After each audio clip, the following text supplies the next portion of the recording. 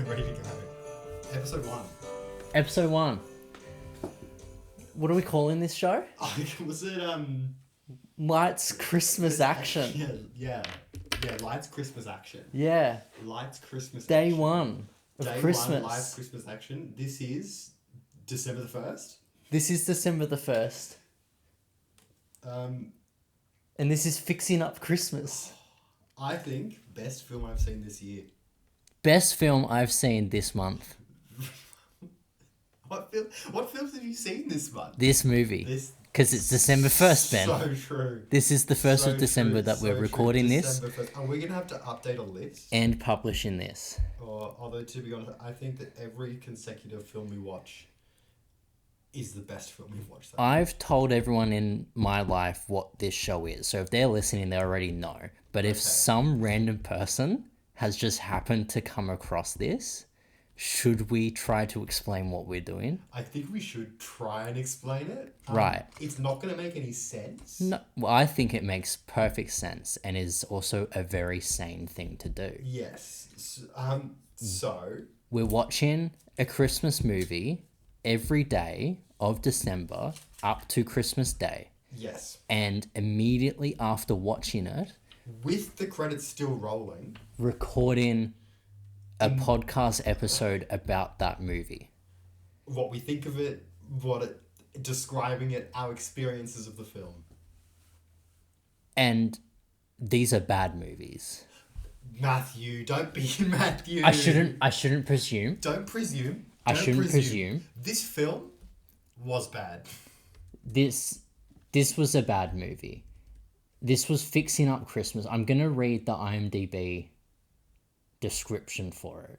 I'm concerned what I'm about to hear. Known as a fixer for difficult clients. You may think, I've already stopped there. You may think that this is going to be a movie about Christopher Pine. Or about the mafia. But it's not. A talented party planner must help a young CEO plan the Christmas party of the year to dazzle the mayor and save his company. Will the fixer fix something more than just the company? They don't allude to what they're going to fix. And there's absolutely nothing about the front image of it that could possibly make you think it's rated G. It runs for 87 minutes. Yep. It's a comedy in English. Comedy? We laughed. Did we laugh at the right moment? Starring some big names, Ben. Some big names. Such as Natalie Dreyfus. Big name in cinema. She's coming up and coming. Marshall Williams. Yep. Harrison Coe. Coe, I'd assume? Bethany Brown. I don't know who that was. Cindy Harmon. Derek Scott. That was the mayor. That one was the mayor. Harrison Coe, I think I've actually seen. I'm sidetracking. I think I've actually seen him in something. Are you on IMDb having a look? I am. No, I've definitely not seen this man before. But you've seen him. But you've seen someone with the same name somewhere. No, I don't know this man. So it's set in Denver, Colorado. Denver, Colorado, somewhere we've all been. And there are thousands of Christmas decorations. Their house, fire hazard of the city, with the amount of lights and wood and plastic. The plastic. Oh my god. There is. I don't think I've ever seen more Christmas decorations in a film. There is too much. I quite liked how very early on she said that Christmas planning isn't about a bit of fake snow and picking the first tree. And yet the set designers did exactly that for this movie. I think what they went into is that on Boxing Day, one Christmas, they went into one of those like pop-up Christmas stores and just bought the whole thing. It is so bad. There's so much out there. I don't know where to start, Ben. She's a single girl who wants to focus on work at the moment. and he's a single guy who wants to focus on work at the moment. They're both hard-working capitalist citizens. Is this what you've written down? Not all of that. She works at a party planning agency and she's gunning for a promotion. Aren't we all?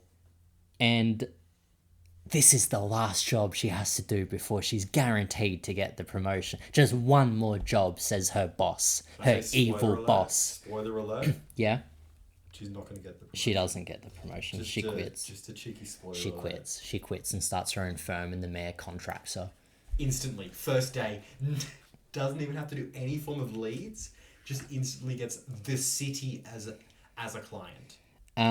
Meanwhile, he works at his father's architecture planning business, and they're gunning for a big contract with the mayor. And the mayor loves Christmas. The mayor loves Christmas so much, Ben. And so they have to put on a fantastic Christmas party to convince the mayor to give them the contract, even though the mayor made his decision before he saw the party. I just realized. The whole point was that they had to put on a good Christmas party because the mayor loves Christmas, so that they would get the contract. Because it was like, I had the same. This is how we sell it. Like it was going to be this. But he made the decision before the party. Oh my god. And then the mayor turned up anyway? I don't understand. The mayor doesn't do any work. The mayor outsources all decision making to random people on the street that he runs into. Yeah. Genuinely. He does not have a committee. There is no due process in this office. There's also zero security around the mayor. He gets a snowball thrown at him during the film and just accepts it. No one reacts. There's just no, there's just... That's Denver front is page. a big city. Denver is a big city. This is an important he's the mayor city. of Denver. Yeah, sure, it's not like the mayor of Los Angeles or New York or something, but it's a big city. It's an important city. Oh, I want to see this version of the movie where it's set in New York and it's Rudy Giuliani as the mayor. It would actually be more accurate. If that actually happened during his mayorship, whatever. Mayorship? Yeah, no, you're right. Mayorship. Mayorship. Dictatorial mayorship. I don't know. I wouldn't be surprised. So, look. Should we introduce ourselves? Nah. Nah. Okay. Nah, we'll do that at the end. We'll do that at the end. We'll do it in the last episode. We'll save that. I'll make a note. Introduce ourselves. So we'll come to that later. My pen stopped working. So, I just want to talk... It's all the notes you wrote about the film. I wrote notes. My brain's jumping all over the place with this movie. I don't want to run through any order. I just want to run through things that stood out to me. Can I say what took them an hour to get right? Yes. So there are moments in the film where they try and do the thing where it's like a close-up, but it's like a really, really narrow depth of field close-up. They never get the focus right. No. Everyone is perpetually blurry. Yes. And then there's one shot about an hour in where everything is just crystal clear. It's perfect. It's like they had the actual adults on set that one day. Yeah, that was the Saturday when they shot. The Saturday, yeah. The Saturday crew came in. What are you doing with the television? I'm just going to play the movie again in the background for us so we can look at it to remind ourselves. We should also say that we don't have internet at the moment. No, we do. Yeah, my computer's trying to load Letterboxd. The movie's not working. No. That's okay. That's alright. We're not missing much. So, genuinely about the shooting on a Saturday, I think they shot this around actual 9-to-5 jobs. Genuinely. Because all the interiors were set during the day, but as soon as they went outside, it was nighttime. So she showed up to the office being like, all right, we've got a big day ahead. And the boss comes in and is like, what's the first thing on the agenda? And she's like, we've got to find a tree. Are you coming with me? And the guy goes along with them and they outside and it's a nighttime. It's pitch black. It's Denver. They're not in the North Pole where it's dark the entire time of the day. It's 5 p.m. It's post work. So either she starts her work day at 5 p.m. or she walks into the office, says what they're going to do, does nothing for 8 hours. Oh, sounds like my day today. And then they go, and do work at night. 2 nights in a row, they went to the same place. It's a Christmas tree farm. But I don't know, like, is it the same place It was. universe? No. I don't think it was. I think it was No. just the exact same set. No, it's a different place in universe, but they shot that on the same night. Yeah, yeah. They had to pack it in. That was a tight schedule for That them. They had to do, like, what, like 2 scenes? And this is the thing, they just went... Each scene was just moving the conversation along, but they never actually did anything in the scene. Like, they did an arts and crafts session that took 5 minutes, and they stopped and played a game immediately after they said, we're so busy, we've got so much to do, we're so busy, let's play a game and let's get some hot chocolate. Didn't they say they had to, like, make the decorations? We've got to make the decorations. And they sat there, made one, both of them were shit. Oh no, having trouble connecting. Matt, gotta retry. Perfect. We gotta get it on so we can... Okay, it took no time this time. I don't know what I watched. I feel like I blacked out at a certain point. Yeah, you blacked out right then. You were mid-sentence and you just stopped. I just decided, like, I think about maybe 50% through the film, I realised that they were both terribly queer characters. No, okay, yeah, let's talk about this. Let's talk about this. Like, Let's talk about this. I think that If this is how like, straight... pretty close in, like, I mentioned, like, pretty quick in, like, her outfit's the most queer thing I've ever seen. If this is how straight people interact, I'm concerned about the future of the population. Yeah. Because she was the most, like, femme for femme person I've seen. Yeah, no, she was given a lot of Aubrey Plaza. Yeah. And he at one point did a dance with his best friend. Like a ballroom dance. Yeah. Like, kind of like spontaneously in the office. And his outfit choices weren't straight. No. Oh, I forgot. The opening titles, it's like the Texas from the 1990s when everything had shadow.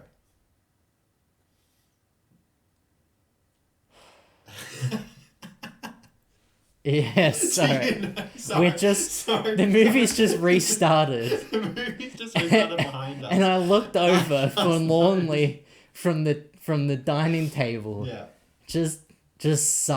Who is this woman? We never see her again. Is she a client? I think she's a different client. And this is the thing, the movie sets up so much backstory that is never explored further. They both have come out of very serious relationships quite recently. Touched on. Never saw Hers it. is touched on once, and we found out we've Nate or something. Nate. His name's Nate, but we don't find out a single thing apart from that. We don't find out. But she spoke about it so complexly. Yeah, like it was like a heartbroken feeling of like lost lovers or something. And she doesn't live with her parents. No. But visits them every night and never goes home. Apparently every single to night. her place. They had an architecture montage where they built the model. Oh my God, I forgot about this. And then they sung some Christmas songs, which we couldn't Shazam. We couldn't figure out what they were. We tried. Because they were royalty-free versions. We could have played them during the podcast, Matthew. We could play this whole movie during the podcast and would not get flagged on YouTube. I don't think anyone's trying to get this flagged. My last note... I don't want this podcast to go for very long. I don't want to put I think we're almost done. people through this. Yeah. And this is day one. Can I just say, this is day one. This is what we sound like on day one of watching Christmas movies every day in a row. We're just sporadic. We've been doing this for under 15 minutes and I already feel like we've exhausted this film. There is nothing further that can be said about this film except for one scene in particular. Which scene is this? So, she gets told that she has to do another job that night in between her other work for her boss, and this is the one that will get her the promotion. Not the last one, this one. So what does she do? She goes home and sits with her family on the porch. It is winter. Her father is old. This is the best scene. And they sit on the porch out in the cold because her sister's pregnant and she's showing off baby pregnant scans. That's what they're called, baby pregnant scans. Ultrasound. Yes. Ultrasounds. That's what the professionals Matthew, call you're it. so gay. I'm sorry. You're just. How dare you? How dare you? So then they get a call from the guy. I don't know what his name is. Theo. There his name. It came to me. Is that his name? That's his name, Theo. God. Gets a call and he's like, hey, are you able to come by the office? I need to practice my pitch one more time for the mayor before he comes. I need to practice my pitch. And she's like, oh, I'm with my family actually. And then her sister's like, come on over, join us. Why don't you join us? We'll hear the pitch. We'll hear it all together. So he rushes over 10 minutes in Denver. 10-minute traffic. In Denver. He's zooming. He's there. He's zooming. I don't know how.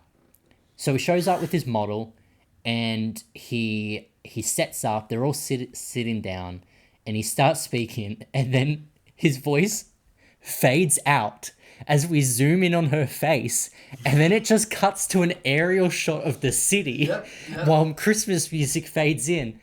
And then and then that exact shot, and then we fade back in, and he's like, and that's my presentation. And they all clap.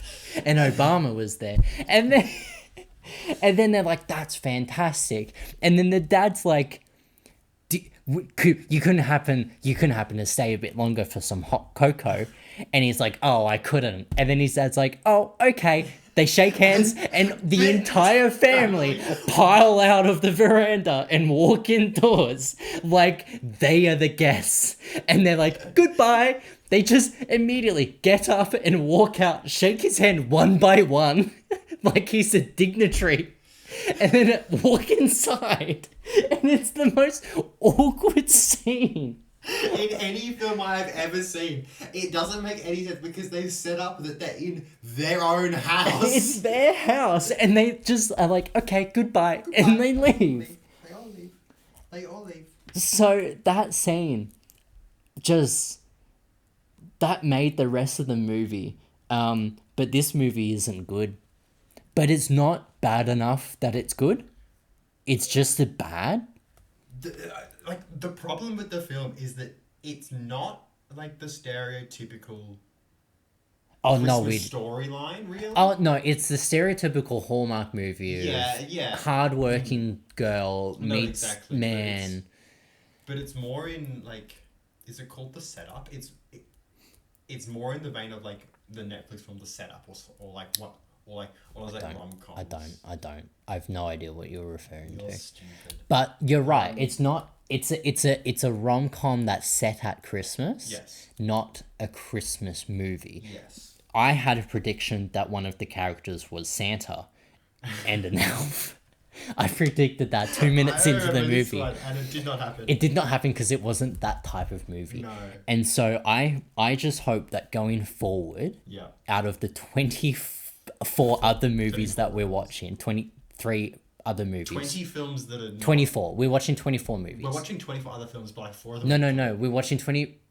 I love that we know our own podcast. We're watching 24 movies because we're starting on the 1st to the 24th. Yeah. Yeah, okay. So we're doing 24 movies. Yeah, okay. For the 24 days of Christmas. 24 days of Christmas. I just hope... Iron out the kinks later, guys. It's fine. No, we're professional. We'll fix it in post. Just hope... No. There is no post. I am the post. Which is adding this to Premiere.